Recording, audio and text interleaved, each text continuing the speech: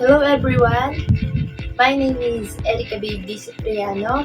Isa na ngayong full-time entrepreneur. I am 23 years old from Barangay Lapu-Lapu, Santa Cruz, Marinduque. And I graduate of Bachelor of Science in Entrepreneurship, major in Entrepreneurial Management in Marinduque State University.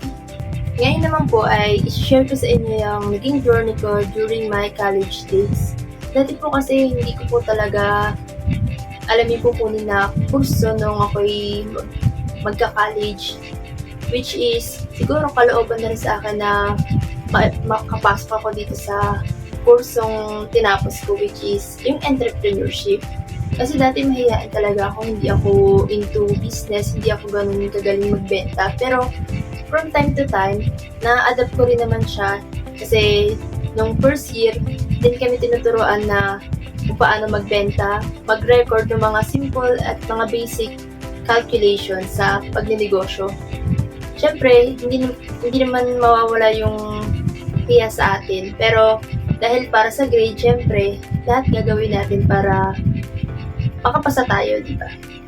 From time to time, first year, second year, hanggang third year college, dito ko na-build yung confidence ko para ma-manage na maayos yung aking business.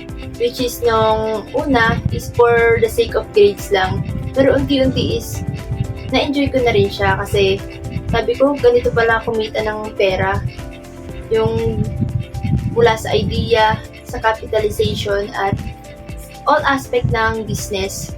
Natutunan ko yun mula first year hanggang third year. At yung hanggang nag-fourth year na nga kami, yung mga knowledge na natutunan namin from ideas hanggang sa may apply namin sa aming business implementation. Hindi lang siya basta-basta magbebenta ka lang. Kasi ang entrepreneurship ay isang malawak na pag-aaral na dapat matutunan ng karamihan, lalo na ng mga kabataang tulad namin. Which is talagang nai-apply ko hanggang ngayon na ako ay nakatapos na ng college. Nai-apply ko yung paano ba ako magsisimula, ano ba yung mga step by step na dapat gawin sa pagninegosyo at paano mo ito mapalalago from time to time. Malaki po ang naitulong sa akin ng kursong natapos ko dahil doon po marami akong natutunan nung ako ay nagka-college dahil doon na i-apply ko po ito sa aking trabaho ngayon. Isa po akong self-employed at may-ari po ako ng Sarap Treats Cakes and Pastries Manufacturing. Nag-o-offer po kami na iba't ibang products such as cakes, pastries, cookies, chips, and other pasalubong products po. Malaking factor din po talaga yung meron kang knowledge about business kasi kahit saan ka man makarating, pag marunong kang dumiskarte, paano kumita, paano gumawa ng isang produkto, paano mo ito ma-innovate, gagawin kakaiba sa paningin ng mga tao para ikaw ay makabenta.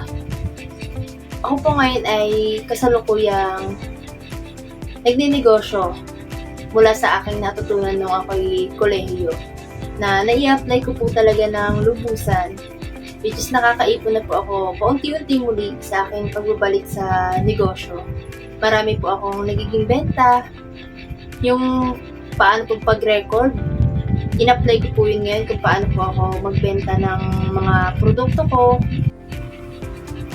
And ngayon po is, I am looking forward na sana magtuloy-tuloy po itong aking nasimulang business. At sana po marami pang sales at mga customers na bibili ng aking mga produkto, hindi lang po dito sa ating probinsya sa Marinduque, kundi sa iba't ibang parte ng Pilipinas. At sana po ay samahan niyo po ako sa journey ito na hindi lang po hanggang dito lang yung ating magagawa, kundi malayo pa ang ating mararating. Yun lang po, maraming salamat. Thank you. Bye!